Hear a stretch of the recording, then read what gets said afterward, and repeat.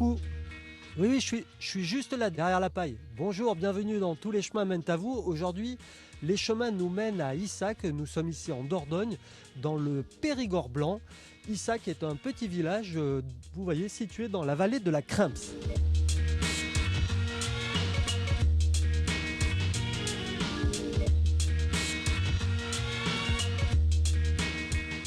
Nous sommes dans la cour du château de Montréal et je vais rejoindre son propriétaire Bernard de Montferrand qui va nous retracer un petit peu l'historique du château qui commence. Alors c'est un château du XIIe siècle. C'est une forteresse donc, qui date du début du Moyen-Âge, au XIIe, XIIIe siècle, où il y a des fortifications importantes qui ont été construites et qui sont toujours debout.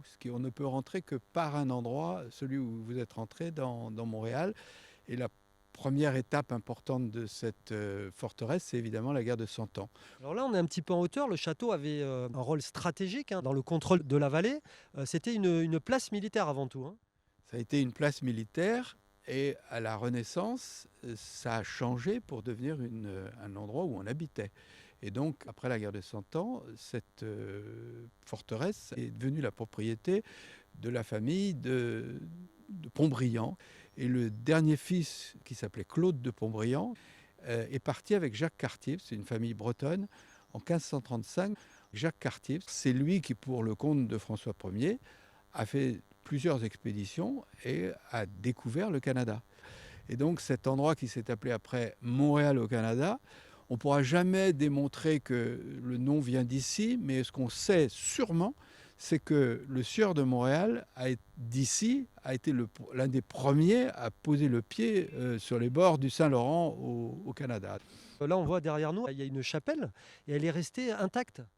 Exactement. Cette chapelle a été construite parce qu'à la dernière bataille de la guerre de 100 ans, celui qui habitait ici a tué le général Talbot à la bataille de Castillon. Et il avait un reliquaire.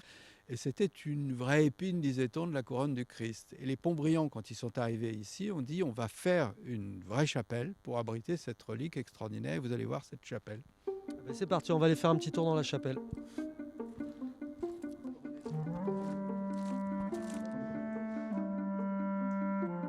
C'est un ensemble exceptionnel de statues et de sculptures de la Renaissance et du début du XVIIe siècle qui n'ont jamais eu de dégradation, ni pendant les guerres de religion, ni pendant la Révolution. Ça représente des ancrages culturels extrêmement profonds, parce que c'est de l'expression artistique, et l'expression artistique a plus de force que beaucoup d'autres actes politiques, parce que c'est le reflet d'une époque. Merci beaucoup Bernard de nous avoir fait cette visite. Nous, on va se retrouver tout à l'heure. Là, cette fois-ci, on va aller voir un élevage de porc gascon. Vraiment, c'est la spécialité d'Issac aussi. Bravo, c'est la vitalité du Périgord. Merci Bernard.